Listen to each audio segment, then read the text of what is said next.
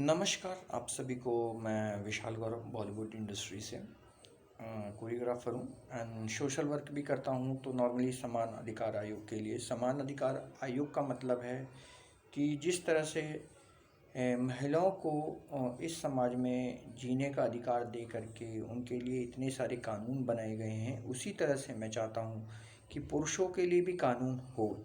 परंतु मैं आप लोगों को एक चीज़ बता देना चाहता हूँ कि जो बहुत सारी एनजीओज़ हैं, बहुत सारे वकील हैं जो कि इन सब चीज़ों से महिलाओं के झूठे केसेस से प्रताड़ित हैं और फिर भी जी रहे हैं। कुछ लोग ऐसे हैं जिन्होंने सुसाइड कर लिया है। तो जो ये प्रॉब्लम्स क्रिएट हो रही हैं, जिन्होंने सुसाइड कर लिया है, उनके लिए तो मैं बहुत ज़्यादा कुछ नहीं कह सकता। मैं सिर्फ यही कह सकता हूँ कि भगवान उनकी आत्मा को शांति दे। परंतु जो अभी लड़ रहे हैं, जो अभी जिन्होंने, कुछ लोगों ने संस्थाएं बना ली हैं, कुछ लोग, कुछ वकील हैं जो कि मैं, देखिए, अच्छा, मैं उन लोगों को अच्छा या बुरा नहीं कहना चाहता, परंतु कुछ चीज़ें हैं जो कि जिन पर मैं प्रकाश डालते हुए आप लोगों को बता देना चाहता हूँ कि पुरुष आयोग ना बन पाने का सबसे बड़ा कारण है कि हम लोगों के दिल और दिमाग में सच्चाई को नहीं बिठा पा रहे हैं। वो ना बिठा पाने का कई सारे कारण होते हैं, जिनमें से एक कारण है कि जितने भी वकील हैं सब अच्छे से जानते हैं कि पुरुषों के लिए एक भी कानून नहीं है। हिंदू मैरिज एक्ट के तहत तलाक का कोई प्रावधान नहीं है। अगर तलाक का, कोई भी वकील कहता है कि तलाक का प्रावधान है, तो ये बताइए कि शादी के बाद औरत पति का नाम क्यों यूज़ कर सकती है? ठीक, ये लॉलीपॉप किस लिए? ठीक है। दूसरी बात, जब हम लोग पुरुष आयोग के लिए सड़कों पर आने की तैयारी कर चुके होते हैं, कुछ लोग 100, 200, 500, 1000, 2000 लोगों को हम इकट्ठा कर लेते हैं। जब हम सड़कों पर आने लगते हैं तो उसमें से कुछ एनजीओज़ और कुछ जो आपके वकील हैं, ये उनको बरगला देते हैं। क्यों बरगला देते हैं? कि जी हम पहले कानूनी तरह से लड़ाई लड़ेंगे, कानूनी तरह से लड़ करके हम काम करेंगे, कानूनी तरह से। एक बात बताइए, मैं आप लोगों से सिर्फ एक चीज़ जानना चाहता हूँ, वकील साहब और जितनी भी एनजीओ हैं, स्पेशली फॉर द वकील साहब से, क्योंकि ये जो कानूनी लड़ाई लड़ने का ढकोसा कर रहे होते हैं, ड्रामा कर रहे होते हैं, ये यही वकील होते हैं जिनको अच्छे से पता है कि पुरुषों के लिए कोई कानून नहीं है, फिर भी वो कानूनी सलाह देने के लिए कूदते फिरते हैं। तो मैं उन लोगों को बता दूं कि हर एक डिस्ट्रिक्ट कोर्ट, हर एक हाई कोर्ट और हर एक सुप्रीम कोर्ट, ठीक है ना, हर एक डिस्ट्रिक्ट कोर्ट, हर एक हाई कोर्ट का और सुप्रीम कोर्ट का, हर एक जज का अपना अपना एक खुद का दिमाग है, उससे वो डिसीज़न देता है। वो किसी और के डिसीज़न को जजमेंट करके नहीं देता है। ठीक है, तो ये लॉलीपॉप कृपया देना बंद करें।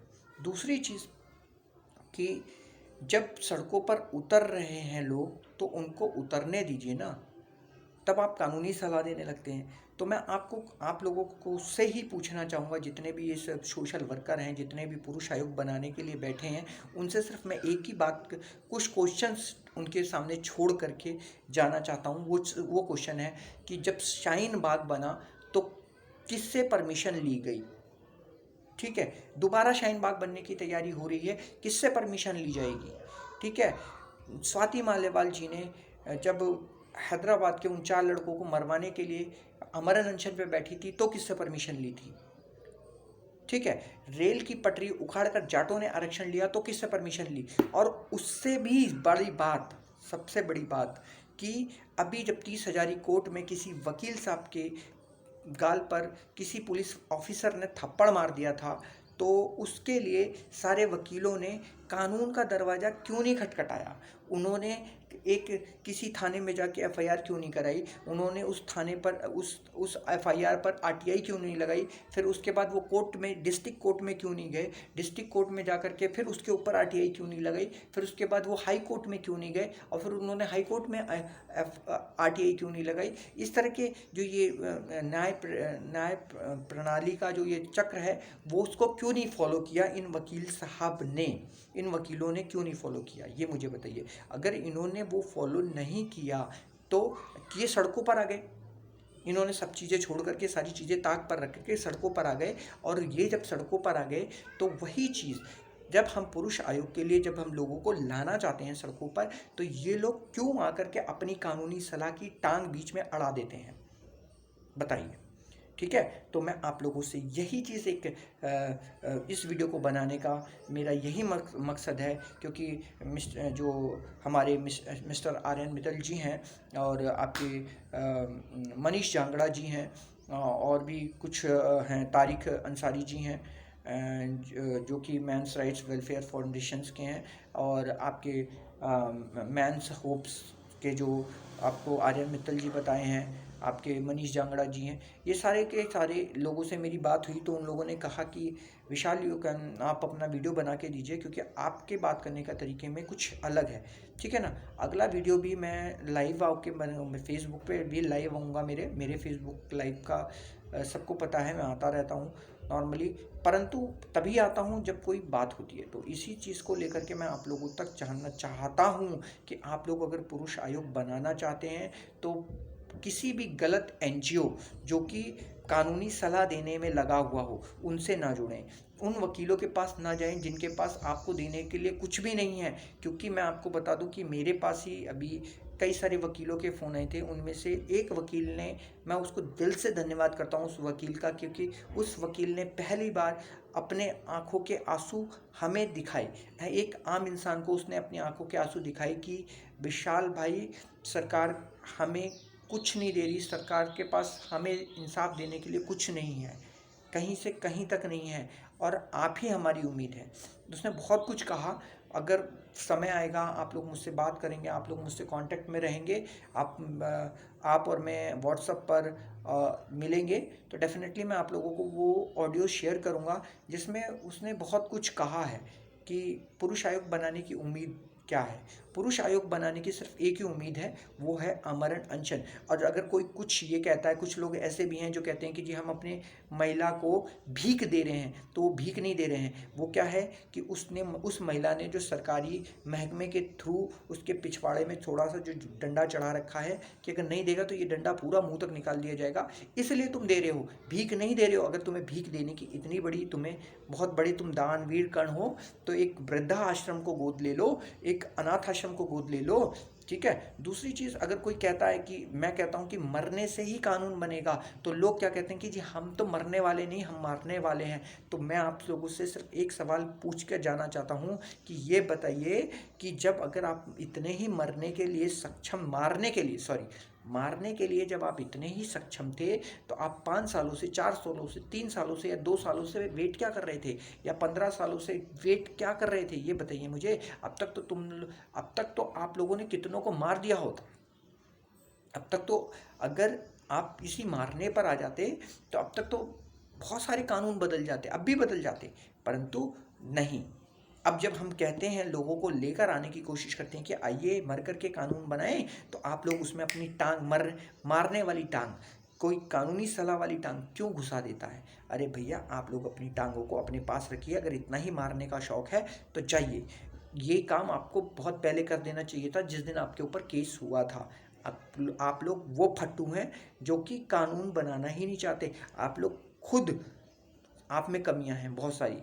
ठीक है, आगे एक वीडियो और भी बनाऊंगा जिसमें मैं बताऊंगा कि अभी एक केस हुआ है हमारे फिल्म इंडस्ट्री के क्या नाम है उनका, एकता कपूर जी के ऊपर उन्होंने एक वेब सीरीज़ बनाई है। उस वेब सीरीज़ में उन्होंने ये बताया है शायद कि जो है जो सैनिक भाइयों की वाइफें होती हैं उनका इनलीगल रिलेशनशिप बन जाता है। तो उन्होंने कोई झूठ नहीं बोला, क्योंकि अगर उन उस महिला एकता कपूर पे अगर ये केस करना चाहते हो तो सबसे पहले केस उन पर करो जिन्होंने ये कहावत बनाई थी कि फौजी फौज में और पड़ोसी मौज में। ठीक है, तो इसका मैं अगली टॉपिक में, अगली वीडियो में जब मैं आप लोगों के पास आऊँगा तो मैं ज़रूर इस पर मैं एक चर्चा करूँगा, और इस चर्चा को मैं कोशिश करूँगा कि मैं लाइव करूँ, जिससे कि सब लोगों को पता लगे कि प्रॉब्लम्स कहाँ होती हैं, क्यों होती हैं, और अगर उसको पर्दे पर ला दिया गया है तो ये पुरुषों के लिए प्लस है कि हाँ, क्योंकि 498 में हमारे फौजी भाई भी, कम से कम 30% फौजी भाई भी परेशान हैं। उनकी परेशानी तब तो फैमिली मैटर बन जाता है, और जब ऐसी कोई बात आती है तो ये समाज का मैटर हो जाता है। नहीं, वो भी फौजी भाइयों के साथ जो फैमिली में घटित हो रहा है वो भी समाज का ही मैटर है, उसको भी हमें ही सॉल्व करना पड़ेगा। फौजी भाइयों के घर में जो साल भर में सिर्फ 1 महीने के लिए 20-22 दिन के लिए अपने घर जाता है, वो अपनी बीवी पे डोमेस्टिक वायलेंस क्यों करेगा भाई? वो तो वैसे ही 11 महीने से खुद एक स्ट्रेस में जी रहा है कि कौन सी गोली पर उसका नाम लिखा हुआ है पता नहीं, फिर भी वो आप लोगों के लिए, हिंदुस्तान की रक्षा के लिए, हिंदुस्तान की जनता के लिए रक्षा के लिए लगा हुआ है। तो इसमें गलती उस डॉक्यूमेंट्री बनाने वाली महिला की नहीं है। वो तो अभी भी, मैं आप सभी पुरुष आयोग बनाने वालों से अनुरोध करता हूं कि आप लोग उस महिला का समर्थन दीजिए कि वो उसने जो दिखाया है वो बहुत हद तक बिल्कुल सही दिखाया है। और पर अगर उसने सही दिखाया है तो ऑब्वियस, अगर सही दिखाया है, जो कि वो मैं भी मानता हूँ और आप लोगों को भी मानना चाहिए, क्योंकि 498A का केस फौजी भाइयों पर भी है, तो फौजी भाइयों का 498 का ए का ख़त्म होना चाहिए ना। अगर नहीं तो फिर ये तो महिला कल्याण समिति को देखना चाहिए कि वो उसने फौजी भाइयों की महिलाओं पर इस तरह का अभद्र टिप्पणी की है, तो की तो महिलाओं पे ही है ना, तो कोई गलत तो नहीं किया। अगर अपने विवेक का ध्यान रखते हुए आप लोग देखेंगे तो बहुत सारी चीज़ें हैं इसमें। धन्यवाद। मैं इसके साथ अपनी बातों को विराम देता हूँ, क्योंकि ये इतनी बड़ी वीडियो शायद अपडेटेड होने के लिए बहुत सारी चीज़ें होंगी, तो इसलिए मैं चाहूँगा कि जो ज़्यादा से ज़्यादा लोग आमरण अनशन के लिए हमारे साथ जुड़ें, आर्यन मित्तल जी के साथ जुड़ें। सिर्फ जो भी, देखिए तारिक अली जी के पास भी आप फ़ोन करिए, मुझे कोई प्रॉब्लम नहीं है। आप आर्यन मित्तल जी को फ़ोन करिए, आप मनीष जांगड़ा जी को फ़ोन करिए, आप मुझे फ़ोन करिए। हम सभी आप लोगों के लिए आमरण अनशन का एक प्लेटफॉर्म बना रहे हैं, और वेलकम टू द आमरण अनशन। आइए मरकर कानून बनाएं, आइए लड़कर कानून बनाएं, आइए सड़कों पर आके कानून बनाएं।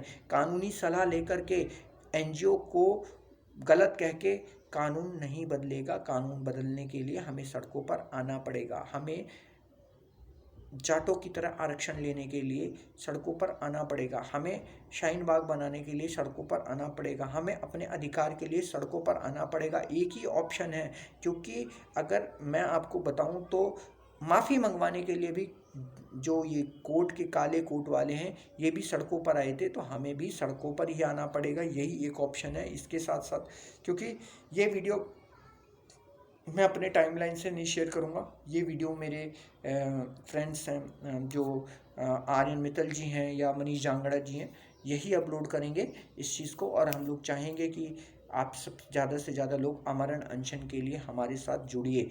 मनीष जांगड़ा जी के साथ जुड़िए, आर्यन मित्तल जी के साथ जुड़िए, परंतु उन लोगों को भी यही बोलिएगा कि सर हम आपके साथ सिर्फ आमरण अनशन के लिए जुड़ रहे हैं, किसी कानूनी सलाह के लिए नहीं जुड़ रहे। तारिक अली जी के लिए भी, तारिक अली जी, देखिए तारिक अली जी, मैं आपको सीधी में, जो ये मेरे साथ लोग हैं, गाज़ियाबाद से एक गौरव है, मैं हूँ, आर्यन मित्तल जी हैं, तारिक अली जी हैं और मनीष जांगड़ा जी हैं। ये हम 4 लोगों की, 5 लोगों की जो ये टीम है, इस टीम से ही जुड़े, और जुड़ करके उन लोगों को स्पेशली बोलना है कि सिर्फ आमरण अनशन के लिए ही हम आपके साथ जुड़ रहे हैं। और जुड़ने के साथ साथ आप लोगों को, जुड़ने के साथ साथ आपको लोगों को लेकर भी आना है। आपको हमारी इस बात को दूसरों तक भी पहुंचाना है कि आइए मरकर मिलकर कानून बनाएं। चैन हो, एक क्या कहते हैं कि जब हम चैन बनाते हैं तो चैन की ये क्लिप जोड़ होता है, इस जोड़ को मजबूत रखना है। ये तो जब इसको हमें मजबूत रखना है तो इसके लिए हमें अपने एक दूसरे के विचारों को साझा करना है।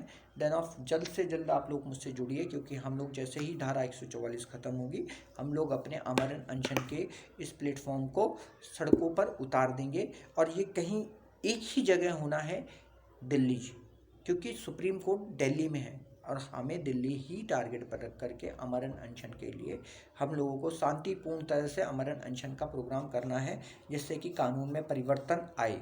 और इसी के साथ मैं अपनी बात को विराम देता हूँ। धन्यवाद।